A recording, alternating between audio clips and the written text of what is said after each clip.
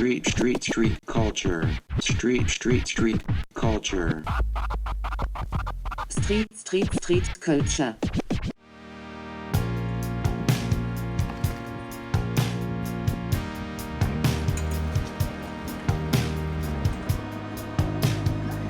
J'ai commencé le street art il y a un peu plus d'1 an.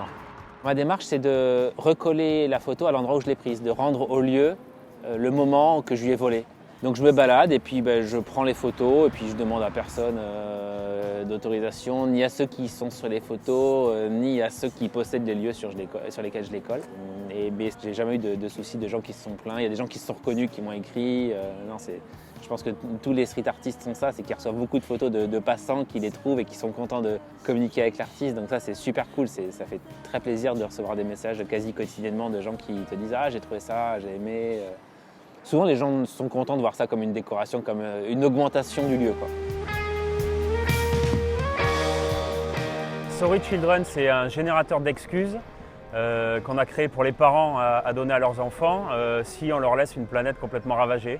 Et surtout, c'est de les orienter vers des actions, des centaines d'actions qu'on peut faire au niveau individuel et collectif pour essayer de diminuer l'impact qu'on va avoir et surtout derrière de pouvoir s'adapter à ce qui va se passer et reconstruire derrière des sociétés beaucoup plus sobres, beaucoup plus intelligentes. En juin, je suis allé voir Greg parce que je connaissais son association Sorry Children et je me suis dit qu'est-ce qu'on peut faire ensemble pour porter le message de l'association et lui donner une forme artistique un petit peu différente. L'idée de photographier des gens qui pouvaient s'adresser à plus de personnes, à des communautés différentes, alors des scientifiques, des politiques, des comiques, des acteurs, des chanteurs, serait assez intéressant pour aller sensibiliser des gens qui d'habitude ne sont pas forcément touchés par ce genre de message. Donc c'est des photos de 70 personnalités qui tiennent la pire excuse qu'ils pourraient donner à leurs enfants. Et donc là on a Pablo Servigne qui est le chef de file de tout le mouvement collapsologue. Donc on a collé comme ça à peu près 70 photos à Bordeaux essentiellement et à Paris. Et l'idée c'est que les gens les voient aussi dans la rue, que ça les interpelle et qu'ils les retrouvent après sur les réseaux sociaux.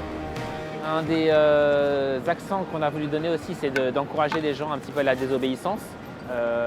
C'est un peu ce que je fais par mes collages qui ne sont jamais autorisés. C'est une forme de désobéissance assez douce.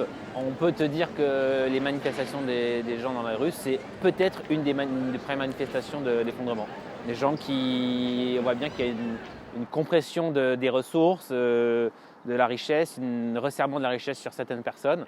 On a dans le projet plusieurs représentants entre guillemets des Gilets jaunes et on voit bien que parmi les facteurs d'effondrement des sociétés, il y a bien sûr les problèmes écologiques, environnementaux, réchauffement climatique, mais il y a aussi toutes les tensions sociales et qui sont générées par les inégalités. Donc nous, en parlant d'effondrement de société, de problèmes environnementaux, on ne peut pas passer non plus à côté de ce mouvement-là qui est fondamental.